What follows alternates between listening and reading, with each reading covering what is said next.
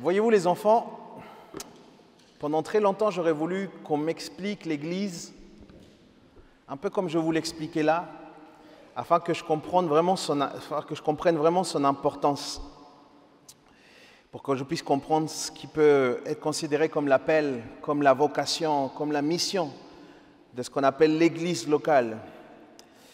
Et je trouve que l'une des meilleures images concrètes, et c'est une réflexion que ça fait quelques années maintenant qui est dans mon cœur, sans doute l'une des images les plus concrètes qu'il peut y avoir, c'est l'Église en tant qu'assemblée, mais qui peut avoir l'image d'être un hôpital. Est-ce que tout le monde m'entend bien? Oui? C'est très bien? Ok. Avant qu'on ait le même épisode que la semaine dernière, est-ce que vous êtes bien garés? Ok? Il y a encore les travaux. S'il y a quelqu'un qui est mal garé, c'est maintenant de vous lever et d'aller vous garer, s'il vous plaît, histoire qu'on n'ait pas trop de chamboulements comme la semaine dernière, qui finalement... Ça va, tout le monde est bien garé, vous êtes sûr? Ok? L'idée, c'est pas que vous rentriez à pied, c'est que vous rentriez dans vos voitures. Ok, bon, très bien. Jésus n'est pas venu guérir ceux qui étaient déjà bien. Jésus est venu guérir ceux qui étaient malades. Et particulièrement ceux qui étaient malades dans leur intérieur, dans leur cœur, pas simplement physiquement. Il y avait des gens qui avaient des maladies qui étaient dans leur âme, dans leur être. Je veux dire par là, c'est que Jésus est venu voir les gens qui avaient des vies brisées.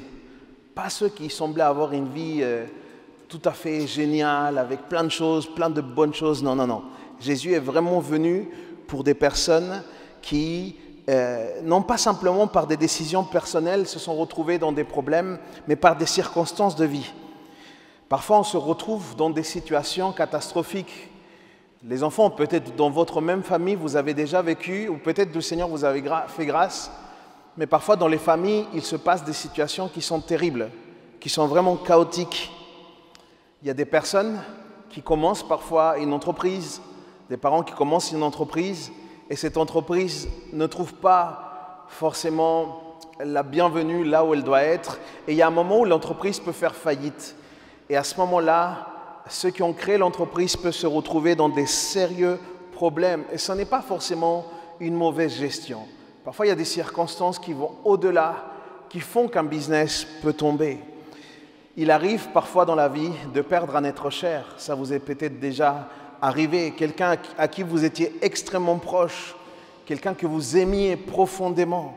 Vous ne vous attendiez pas, mais il arrive ce fameux accident, il arrive cette fameuse maladie. Et ça change absolument toute la circonstance de vie. Ça existe aussi. Parfois, il y a des familles qui se brisent de l'intérieur. Parfois, il y a des familles qui se séparent, qui se divisent. Il y a des familles qui divorcent. Et ça provoque forcément un chaos. Il n'y a personne qui sort indemne d'un divorce. Il y a toujours des conséquences pour quelqu'un, que ce soit pour les enfants ou pour la personne elle-même. Parfois, on subit, comme je vous l'ai dit il y a quelques jours, on subit parfois des moments où on doit déménager. Et parfois, il y a des déménagements qui sont forcés. On ne souhaitait pas forcément déménager. Et ça chamboule absolument tout à l'intérieur de nous, quand on perd nos repères, quand on doit changer de langue, quand on doit s'adapter à une nouvelle culture. Voyez-vous, tout ça, ce sont des saisons de vie. Ce sont des choses communes qui peuvent arriver à absolument tous. Et sans doute, plus on grandit, plus on va vivre des défis. Plus on grandit, je ne sais pas vous, mais moi je me suis rendu compte que plus j'ai grandi, plus mes chocs émotionnels pouvaient être plus grands, pouvaient être encore plus forts, plus les déceptions devenaient quelque part plus grandes, plus les blessures pouvaient devenir plus grandes, plus les souffrances. Et parfois, il y a certaines souffrances qui entraînent un certain handicap dans nos vies émotionnelles. Ok? Ça a chamboulé notre manière d'approcher la vie. Tout ça, ce sont des choses qui se passent. Nous marchons parfois avec plein de séquelles. Il y a des gens parmi nous qui sont pleins de cicatrices. Plein de cicatrices. Parfois, ces cicatrices ont été mal guéries, mal soignées.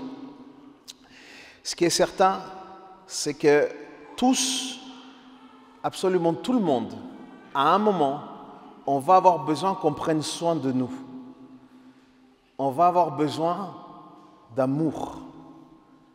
Parce que c'est ça qui va faire la différence dans nos vies. C'est l'amour. On aura besoin de soins, on aura besoin de guérison. Ouvrez avec moi Luc chapitre 5, verset 32, s'il vous plaît. Je vais vous le lire en la version parole de vie, juste pour que ce soit très très concret, la pensée pour notre état actuel. Jean chapitre 5, verset 32, il nous dit, Jésus va dire, « Je ne suis pas venu appeler ceux qui se croient justes, je suis venu appeler ceux qui se reconnaissent pécheurs pour qu'ils changent leur vie. » C'est fort, hein? Le Seigneur n'est pas venu à ces personnes qui jouent à être des personnes parfaites, à jouer aux chrétiens parfaits. Ça fait assez d'années que je suis dans l'Église pour me rendre compte qu'il y a un certain nombre, il y a un certain pourcentage dans l'Église de personnes qui peuvent jouer à être des chrétiens parfaits, alors qu'on ne l'est pas. Mes amis,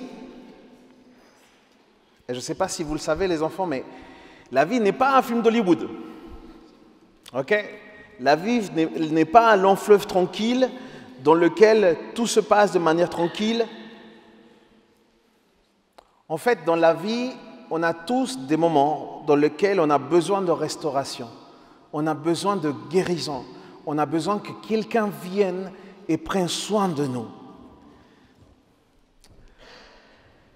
Et il y a certaines personnes qui se disent non, il y a une catégorie de personnes qui n'a pas de besoin.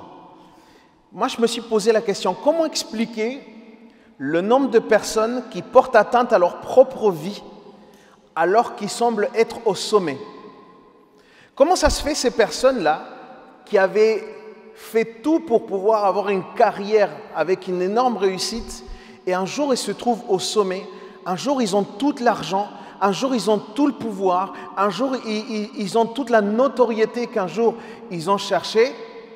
Et pourtant, ce sont des gens profondément dépressifs. Qu'est-ce qui se passe là-haut? Qu'est-ce qui se passe dans ce fameux sommet pour ces gens-là? Comment expliquer le nombre de dépressifs alors qu'ils semblent avoir tout gagné, tout obtenu? N'est-ce pas là un signe clair que les cœurs, finalement, ils souffrent? Qu'il y a une souffrance qui est beaucoup plus profonde que celle qu'on pense. Les gens semblent si riches, mais en fait, ils sont si pauvres parce que la seule chose qu'ils ont, c'est de l'argent.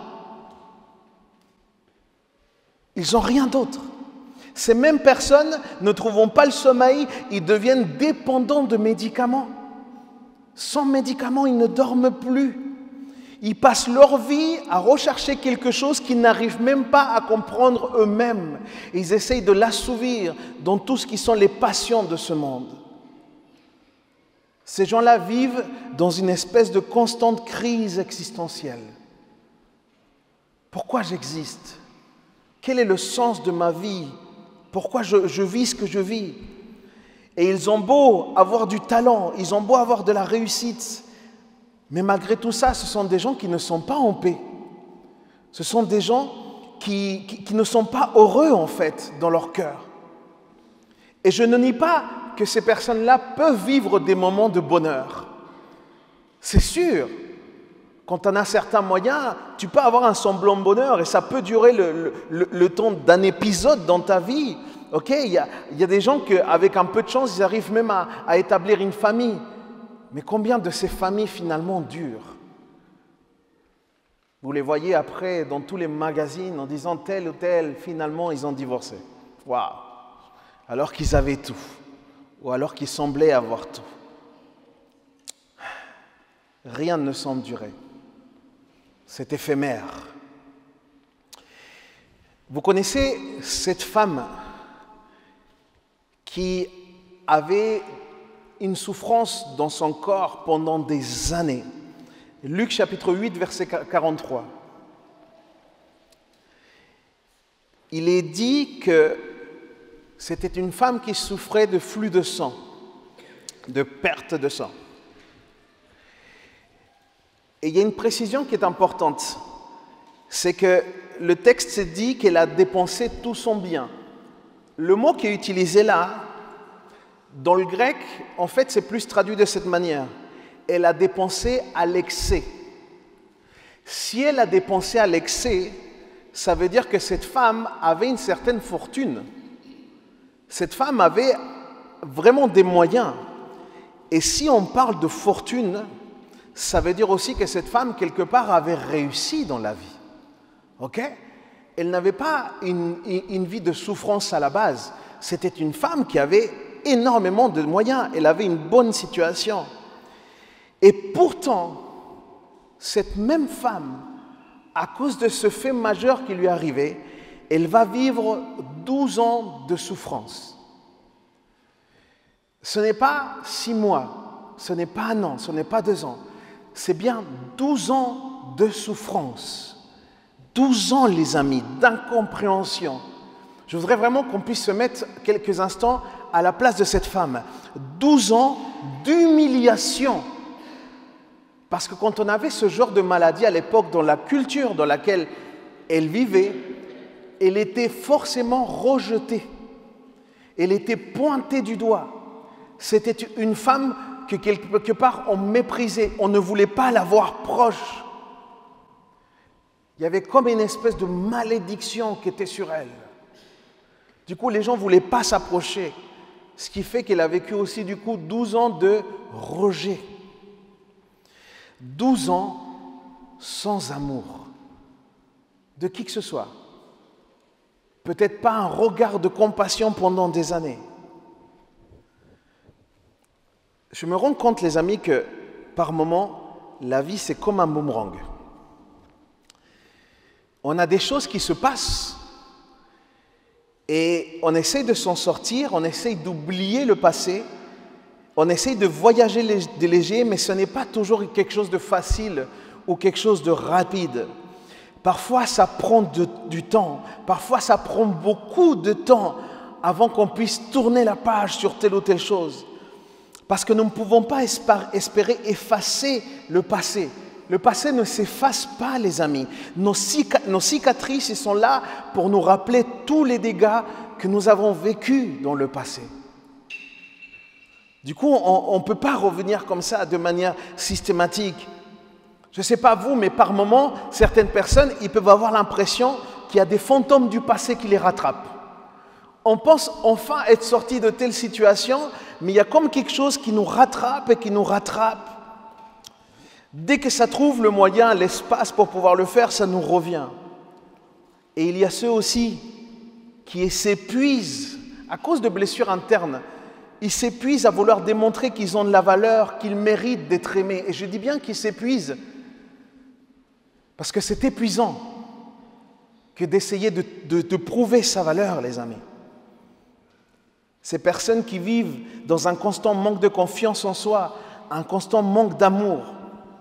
Et c'est pourquoi c'est important aussi peut-être parler aussi de ces personnes qui un jour ont commis des erreurs. J'en ai eu plusieurs dans le chemin, des personnes qui ont commis des erreurs graves, qui un jour ils ont fait du mal. Ils se sont repentis. Ils ont changé de vie, mais la culpabilité essaye toujours de les rattraper. Ce sont des personnes qui, ok, ils ont fait une erreur dans le passé, mais c'est comme s'il y a toujours quelqu'un qui est là pour pouvoir pointer du doigt, pour pouvoir rappeler le mal que la personne a fait. Et c'est comme si on est piégé du coup dans le passé, on est piégé dans la souffrance. Parce que la vie, les amis, c'est un processus pour tout le monde. Chacun va vivre des défis. Alors certains, c'est sûr, ils vont être plus résistants que d'autres, certains seront beaucoup plus sensibles que d'autres, mais quoi qu'il arrive, la souffrance fait partie de la vie humaine. Qu'on l'accepte ou pas, la souffrance fait partie de la vie humaine. Et certains, comme je l'ai dit, sont plus résistants. La Bible explique que la souffrance, elle est rentrée dès le péché originel. La Bible explique que c'est du temps d'Adam et Ève. On découvre cette histoire de souffrance qui est rentrée dans la vie de l'homme dès que l'homme et la femme, ils ont décidé de désobéir. Par la désobéissance est rentré le péché. Et la conséquence du péché, c'est la mort, mais c'est aussi la souffrance. À la base, tout était bon. Dieu avait dit que la création, il avait trouvé ça très bon. Mais le péché est entré. La souffrance également, elle est rentrée. Et la souffrance, regardez comme elle est rentrée. Elle est rentrée sous forme de conflit. Elle est rentrée sous forme de douleur. Elle est rentrée sous forme de corruption. Elle est rentrée aussi sous forme de pénibilité du travail. Avant ça, avant le péché originel, les amis, ça n'existait pas, la souffrance. Et là, vous êtes en train de dire, vraiment, le pasteur, il déprime ce matin. Pas possible. Restez avec moi encore une seconde. J'arrive au cœur de ce qu'on va partager. Comme je vous le disais, j'aurais aimé qu'on m'explique l'Église de cette manière, parce que et c'est ce que j'espère, que ça va vraiment pouvoir parler à tout le monde. Je voudrais qu'on puisse imaginer l'Église comme un hôpital. Dans un hôpital, les enfants, vous connaissez les hôpitaux ou pas? Vous savez que dans les hôpitaux, il y a la pédiatrie, il y a d'autres services. Il y a la maternité, vous connaissez d'autres services ou pas? La cardiologie, la chirurgie, ok? Il y a tous ces services-là. Mais, regardez bien, il n'y a qu'un seul service par lequel on peut accéder à tous les autres services. Il n'y a qu'un seul service qui donne la porte, qui est la porte ouverte pour tous les autres services. Est-ce que vous savez c'est quoi? C'est les urgences. Ok. On va prendre l'image des urgences. Dans le service des urgences, il y a l'accès qui donne pour tout. Pourquoi? Parce que c'est là aussi où on accueille absolument tous les patients. On y voit toutes sortes de cas particuliers dans les urgences. Je ne sais pas si vous êtes déjà allé aux urgences la nuit, particulièrement, c'est là où c'est plus drôle. La nuit, c'est une catastrophe aller aux urgences. Vraiment, c'est vraiment pas facile ce qui se passe, on y voit de tout. Mais il faut savoir une chose. Le principe des urgences, c'est qu'on doit accueillir tout le monde. Ok? C'est ça que le principe des urgences. On doit accueillir tout le monde. Autant des personnes qui viennent parce que ça fait très longtemps qu'ils ont mal à la tête, autant des personnes qui sont tombées d'un 6e étage. Ok? Toutes ces personnes doivent être accueillies. Autant ceux qui viennent pour une petite entorse, autant ceux qui viennent pour des problèmes profonds cardiaques. Et pour être tout à fait juste, quand c'est vraiment grave, c'est le SAMU qui intervient et le SAMU peut vraiment orienter directement en réanimation même. Ok? Donc ça, c'est pour les cas les plus graves. Mais une chose est sûre, et c'est ça que je souhaiterais que tout le monde en puisse retenir ce matin. Tout le monde doit être accueilli, tout le monde doit être traité. Ok? Tout le monde doit être accueilli, tout le monde doit être traité. Et je fais une petite parenthèse, parce que l'une des personnes les plus proches de ma famille, elle a travaillé dans les urgences la nuit en tant qu'infirmière. Pendant très longtemps. Elle a travaillé pendant des années et elle me racontait des choses incroyables. Croyez-moi, même moi, je n'étais pas au courant que les gens pouvaient faire autant de bêtises. Okay? Mais on voyait des cas juste incroyables.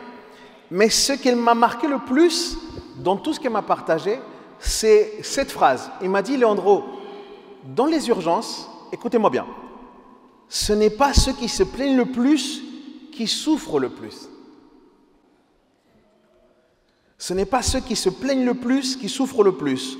Souvent, les gens qui se plaignent le plus, ce sont des personnes qui ont besoin d'attention plus que de soins.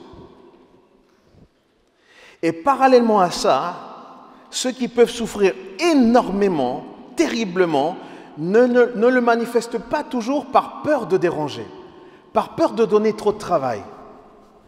Mes amis, c'est pareil à l'Église. Ce n'est pas ceux qui se plaignent le plus qui souffrent le plus. Et souvent, ceux qui ne disent pas grand-chose, ce sont ceux qui ont des souffrances profondes et difficiles. C'est pareil, j'ai trouvé l'image hyper fort. Je parle de l'église en général, pas de celle-ci. Celle-ci, elle est parfaite. Ok? Vous êtes au courant? Voilà, nous on est épargnés. Dans les urgences, à l'hôpital, il doit y avoir une place pour chacun. Et ce qu'essayent de faire les soignants qui accueillent, c'est justement s'intéresser aux patients pour pouvoir les conduire, pour pouvoir les guider vers les spécialistes qui vont répondre à leurs besoins. Que ce soit des infirmiers, que ce soit des aides-soignants, des manipulateurs radio, des kinésithérapeutes, des diététiciens, des psys, tout ça, il faut qu'on dirige vers là. Et quelque chose est intéressant dans l'hôpital, c'est que chaque poste est nécessaire. À l'hôpital, chaque poste est important, chaque poste est nécessaire. Parce que tous, finalement, vont servir la même cause qui est celle de prendre soin des gens. Tous. C'est donc important que même les personnes qui s'occupent du nettoyage, par exemple, fassent bien leur travail. Si les personnes qui s'occupent du nettoyage à l'hôpital ne font pas bien leur travail, ils mettent en péril la vie de certains patients qui peuvent à ce moment-là avoir des infections et du coup ne pas être... Ils rentrent pour un truc, ils ressortent avec encore plus de problèmes. Je ne sais pas si ça vous est déjà arrivé, ne me dites rien. C'est important. Dans les services, il y a ceux qui doivent accompagner les personnes dans leur processus de guérison. Il y a tous ces soignants qui sont là. Et il y a aussi les médecins. Dans l'hôpital, il y a les médecins, les chirurgiens qui doivent opérer. Mais pour pouvoir opérer, les chirurgiens, ils ont besoin d'une équipe. Ils ne peuvent pas simplement venir et opérer. Ils ont besoin d'une équipe, ils ont besoin d'être entourés, ils ont besoin d'outils pour pouvoir accomplir leur mission. Je me souviens du temps où j'étais pasteur à Clamart, en région parisienne. J'ai eu une discussion avec quelqu'un qui faisait un doctorat en ressources humaines. Et cette personne, au milieu de sa thèse, elle s'est intéressée au pastorat. Parce que finalement, elle a trouvé un parallèle très intéressant entre le pastorat et le médecin généraliste. Voilà pourquoi. En fait, le ministère pastoral, dans ce rôle de berger, est très proche de ce qu'est un médecin.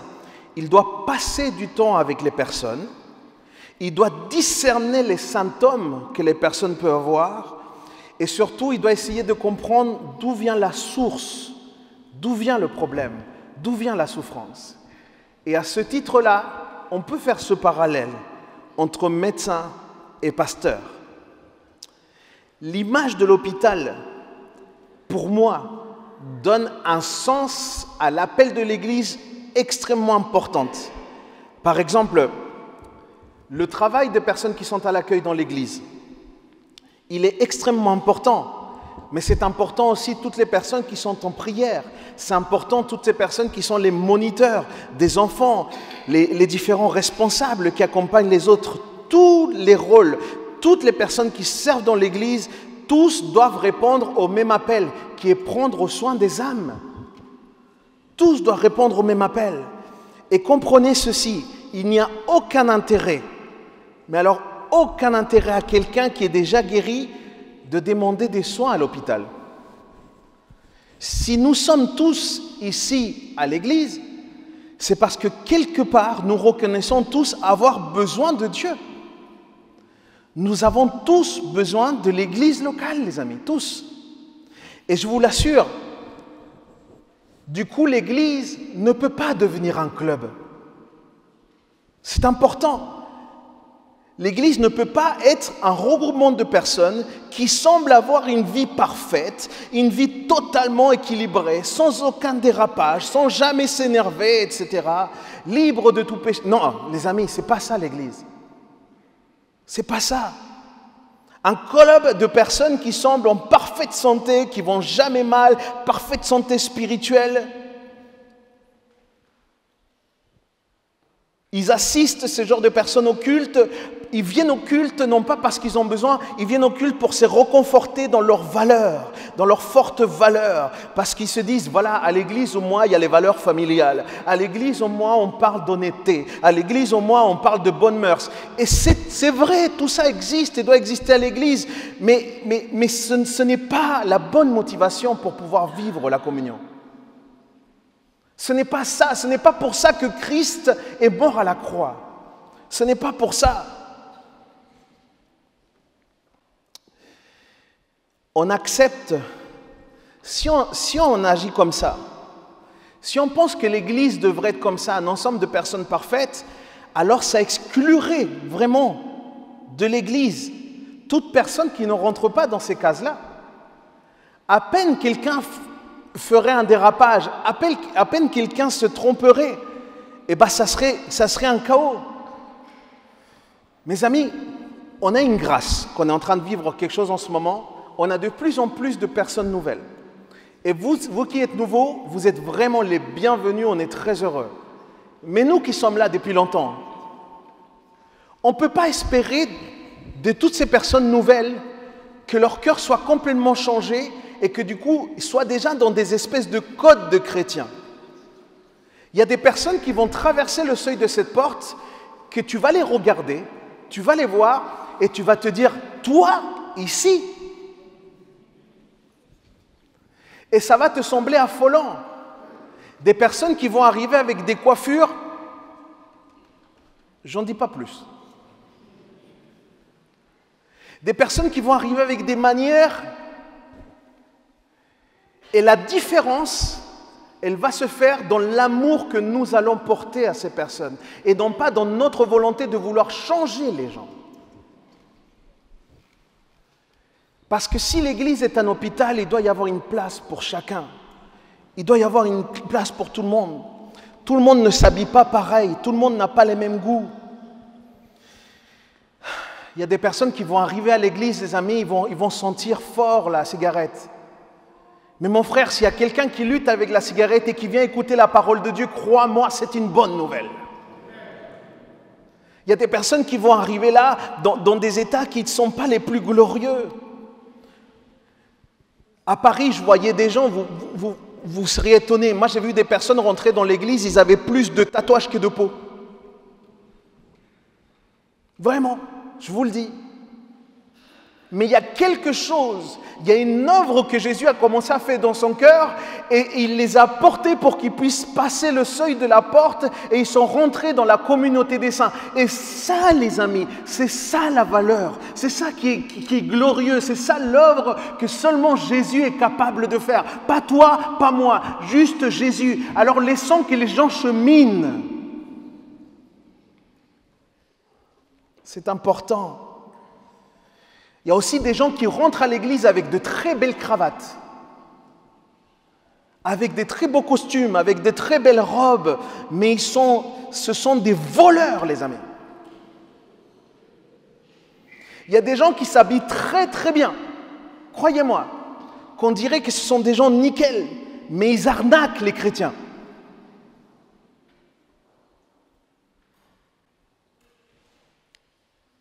Il faut que nous on discerne. C'est important. J'ai croisé des gens comme ça, qui arrivent à l'église d'une manière condescendante. Ils se croient supérieurs à tous. Vous voulez que je vous dise, même ces gens-là, ils ont besoin de Jésus. Dans l'hôpital de Dieu, il doit y avoir une place pour tout le monde. Et vous savez pourquoi est-ce qu'il doit y avoir une place pour tout le monde? Parce que si les gens rentrent dans l'église, c'est pour chercher la vie et pour fuir la mort. Et gloire à Dieu qu'il puisse trouver ici, non pas simplement celui qui donne la vie, mais la vie qui peut rentrer dans leur cœur au travers du Saint-Esprit. Quelqu'un dit Amen. Et bien évidemment, je ne parle pas de ceux qui sont en train de servir à l'église. S'il vous plaît, on ne fait pas d'amalgame. S'il y a quelqu'un qui sert dans l'église elle doit rentrer dans des caractéristiques précises. Paul enseigne à Timothée des caractéristiques précises de ceux qui doivent servir à l'Église, de ceux qui servent aux tables. Ils doivent être remplis du Saint-Esprit, ils doivent avoir un bon témoignage. Ce sont des choses, des caractéristiques propres à ceux qui servent. Mais ceux qui ne servent pas, ceux qui arrivent pour la première fois, ceux qui sont là dans les premières fois dans l'Église, les amis, on ne peut pas mettre ce niveau-là d'exigence, je suis désolé. Ce n'est pas ce que je vois dans la Bible. Jésus a fréquenté les infréquentables. Il était au contact de ces personnes que peut-être personne n'aurait voulu. Il va y avoir constamment de nouveaux patients dans cet hôpital. Et on doit les accueillir. Ces nouveaux patients, ils vont venir avec un passé, avec un background lourd. Il y a des gens qui vont arriver ici, les amis, avec des blessures. Ils vont être dans leur cœur. Je voudrais que vous puissiez vraiment avoir cette image. Ils sont en train de saigner dans leur cœur. Et ils arrivent là, tout juste, à l'église. Et ils ont besoin de soins. Et c'est là où l'église prend tout son sens. Je suis convaincu que l'église est justement celle qui doit accueillir toutes ces personnes-là. Je suis convaincu de ça. Parce qu'avant tout ce qu'on peut penser de ces personnes-là, Dieu, lui, il voit des âmes. Dieu voit des âmes. Avant tout ce que nous, on peut penser, Dieu voit des âmes précieuses à ses yeux. Ils sont pour beaucoup des vies brisées, ce sont des gens désespérés, ce sont des gens en perte de repères. Et beaucoup d'entre eux arriveront dans nos églises parce que c'est Jésus lui-même qui aura fait un cheminement dans leur cœur. Et c'est Jésus qui va se révéler à l'intérieur de l'église au travers de la communion fraternelle, au travers de la prédication de la parole, pour qu'ils puissent se reconnaître pécheurs et qu'ils puissent tourner leur cœur et donner leur cœur au Seigneur. C'est ça qui va se passer. Et c'est ça que nous voyons. On l'entend dans nos baptêmes, on le voit. Et je vais te dire, ni toi, ni moi, avons le droit de pouvoir tourner le dos ou de fermer la porte à ces personnes parce qu'on peut penser que notre maison est beaucoup trop bien pour eux. Notre maison, elle est beaucoup trop géniale. Nous, on est au top. On ne peut pas accepter ces gens-là parce qu'ils n'ont pas notre culture. Mon frère, ma sœur, si Jésus les appelle, qui es-tu? Qui je suis? Si Jésus les appelle, qui sommes-nous?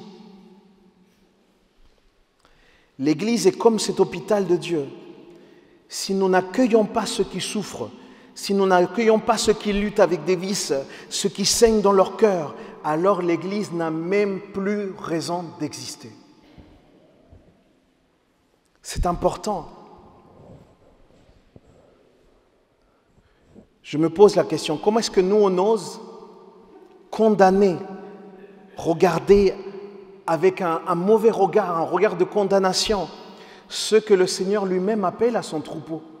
Comment est-ce qu'on peut faire ça? Comment nous permettons-nous de pouvoir critiquer ou de calomnier ceux qui sont par moments juste différents à nous?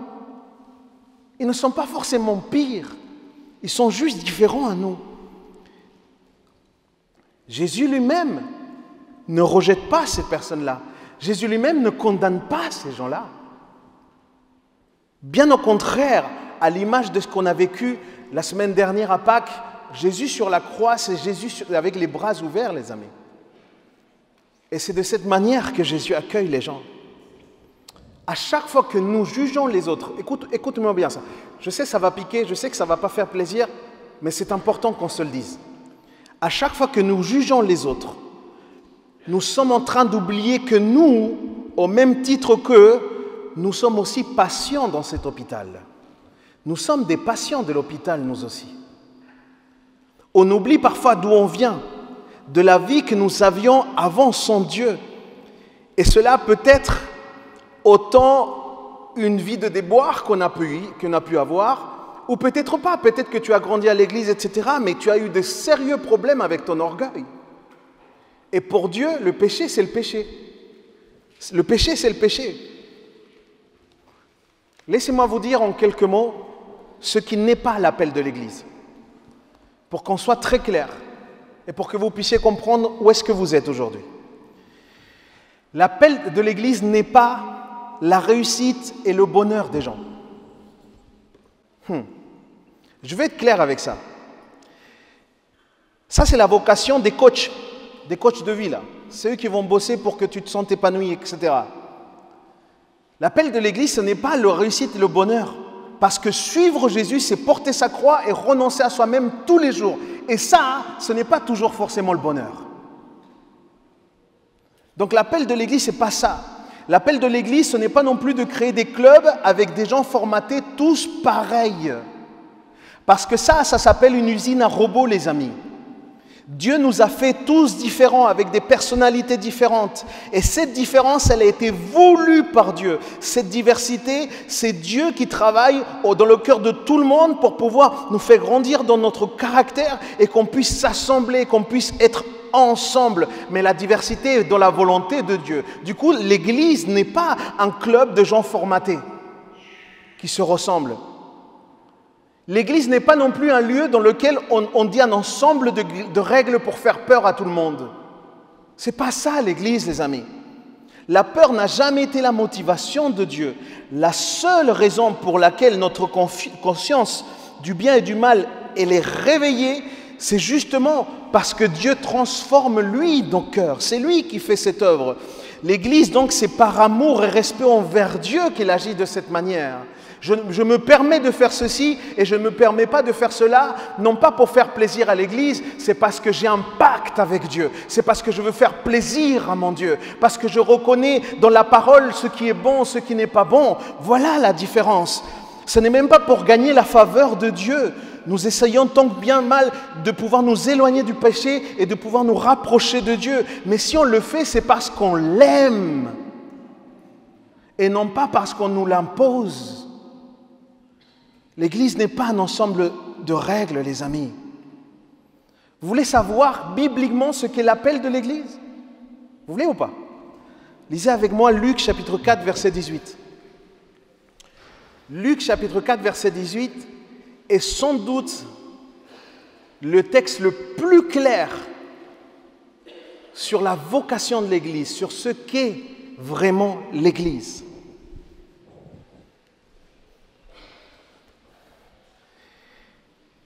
Et vu que l'Église, c'est l'ensemble de pierres vivantes, c'est toi, c'est moi, nous sommes les pierres vivantes, nous sommes l'Église, je voudrais qu'on puisse s'approprier personnellement ce qu'on va lire là. Luc chapitre 4, verset 18. Vous êtes avec moi?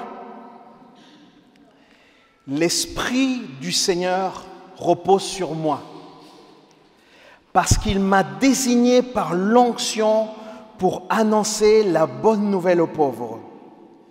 Il m'a envoyé pour proclamer aux captifs la libération, aux aveugles le recouvrement de la vue et pour apporter la délivrance aux opprimés. Dis à ton voisin, ça parle de toi, ça. Je vais te le dire de manière plus directe. Écoute bien. L'Esprit du Seigneur repose sur toi parce qu'il t'a désigné par l'onction pour annoncer la bonne nouvelle aux pauvres. Il t'a envoyé pour proclamer aux captifs la libération, aux aveugles le recouvrement de la vue et pour apporter la délivrance aux opprimés. C'est ça l'Église, les amis. C'est ça l'appel de l'Église. C'est ça notre appel à toi et moi. Quelqu'un dit Amen ce matin. Et notre réalité, notre contexte doit nous montrer à quel point il existe des cœurs brisés qui ont besoin de venir dans cet hôpital vivre ça, vivre l'appel de l'Église, ce qui est vraiment l'Église.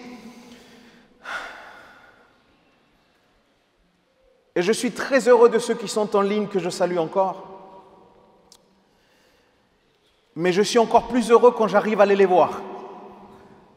Parce que ce contact, c'est de ça l'église locale. Je ne connais pas de chirurgie par Wi-Fi, moi. Je ne connais pas de médecin qui opère par Wi-Fi. Vous connaissez, vous? Si vous connaissez, faites pas ça. On a besoin de l'église locale. On a besoin de ce contact les uns les autres, les amis. Une précision très importante.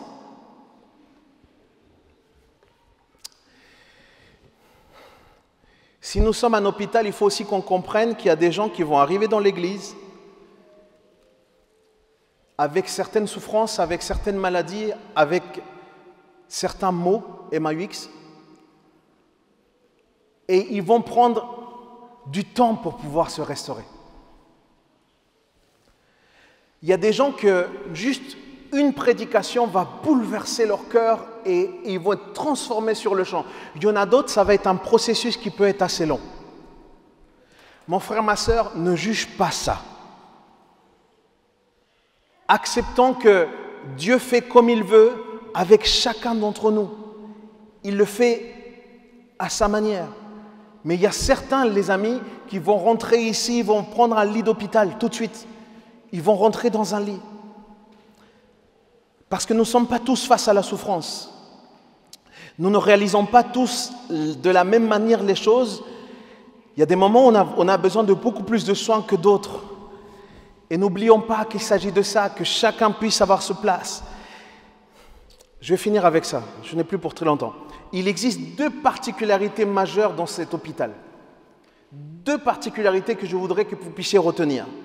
La première, c'est qu'absolument tous les patients sont invités à devenir des soignants. Ça, c'est la particularité de cet hôpital. Tous les patients sont invités à devenir des soignants. Ça veut dire qu'on est tous invités à devenir acteurs pour aider à la restauration, à la guérison de quelqu'un dans cet hôpital, les amis. Ça veut dire que peut-être là, tu es déjà guéri et tu es dans un lit d'hôpital et je suis en train de te dire, il est temps de débarrasser ce lit parce qu'il y a quelqu'un d'autre qui doit venir le prendre et toi, tu dois commencer à servir quelqu'un.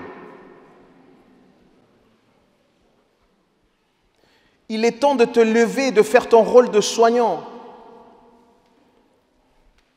Et je te le dis comme une parole de Dieu ce matin. On va avoir besoin de plus en plus de lits. On va avoir besoin de plus en plus de lits dans cet hôpital, les amis. De plus en plus. Et si tu te dis, mais Léandro, moi je ne me sens pas capable.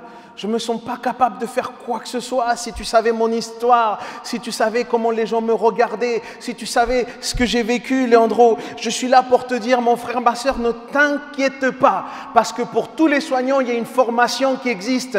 Et c'est le chef de l'hôpital qui l'a fait. Et il le fait au travers de l'œuvre du Saint-Esprit en toi. Dieu veut juste savoir si tu veux te lever ou pas. C'est tout ce que Dieu recherche. La deuxième particularité de cet hôpital, les amis, et c'est sans doute la plus importante,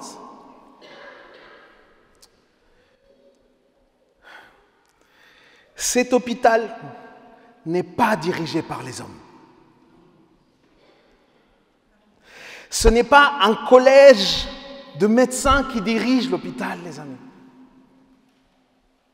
Cet hôpital n'est pas non plus dirigé par des personnes qui sont des actionnaires.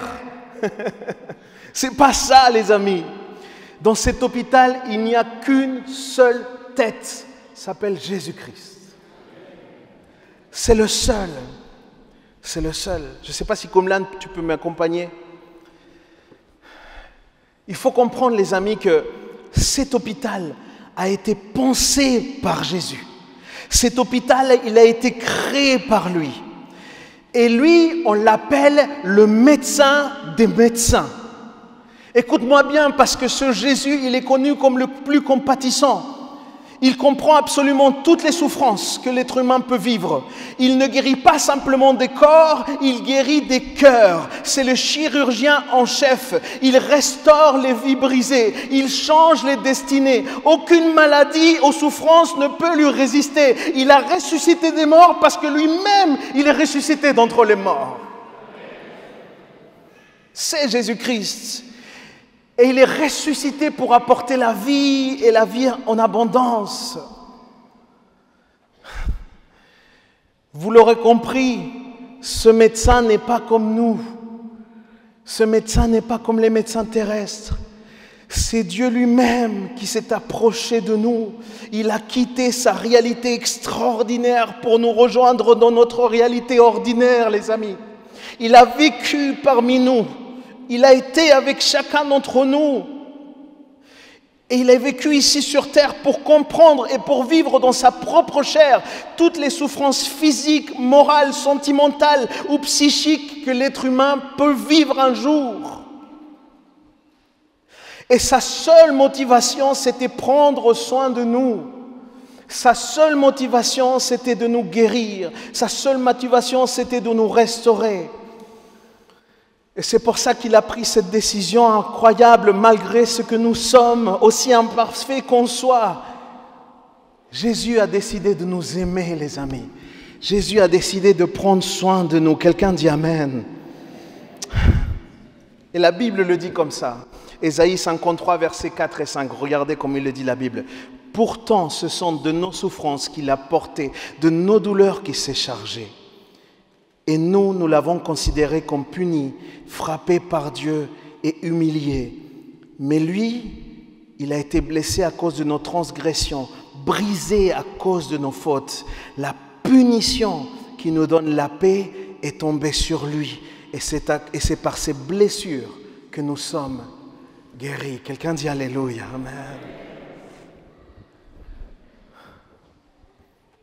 Voilà pourquoi je considère que notre Église est un hôpital, les amis. Encore un renseignement important de cet hôpital.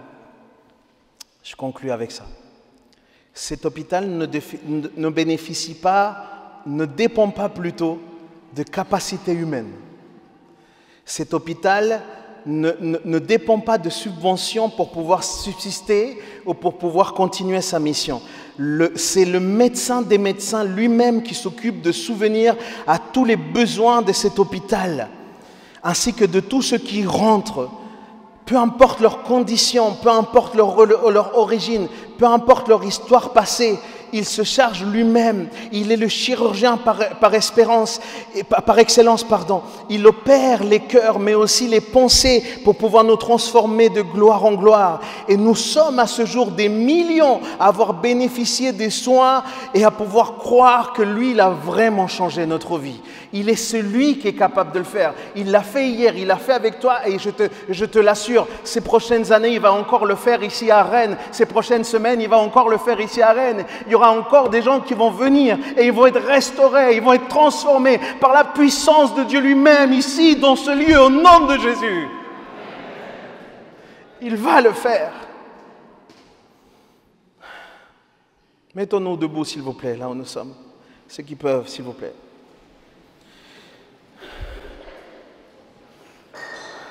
Si on ne vous l'a jamais dit, je vous le dis au nom de Jésus, bienvenue dans l'hôpital. Je te le dis au nom de Jésus, bienvenue dans cet hôpital, bienvenue à l'église du Tabor. L'église du Tabor, c'est sa maison pour nous tous, les amis. Tu es le bienvenu, tu as ta place ici. Je prie pour que le Seigneur te restaure ici. Je prie pour que tu aies une rencontre dimanche après dimanche, semaine après semaine, ici, que ce lieu soit un lieu où le Seigneur t'impacte, bouleverse ta vie, te défie, puisse étendre encore ta pensée, ta manière de voir les choses.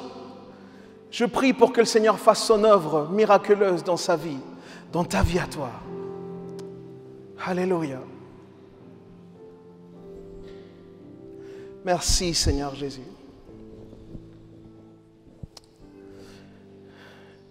Merci Seigneur pour ta guérison sur nos vies. Seigneur, je te remercie Seigneur parce que tu es le médecin des médecins. Seigneur, je te remercie Seigneur parce qu'aucune souffrance ne te résiste, aucune maladie Seigneur. Tu es celui qui est capable de restaurer toutes les vies, même les plus chaotiques. Seigneur, tu changes la malédiction et tu la transformes en bénédiction. Qui est capable de faire ça si ce n'est toi, Seigneur?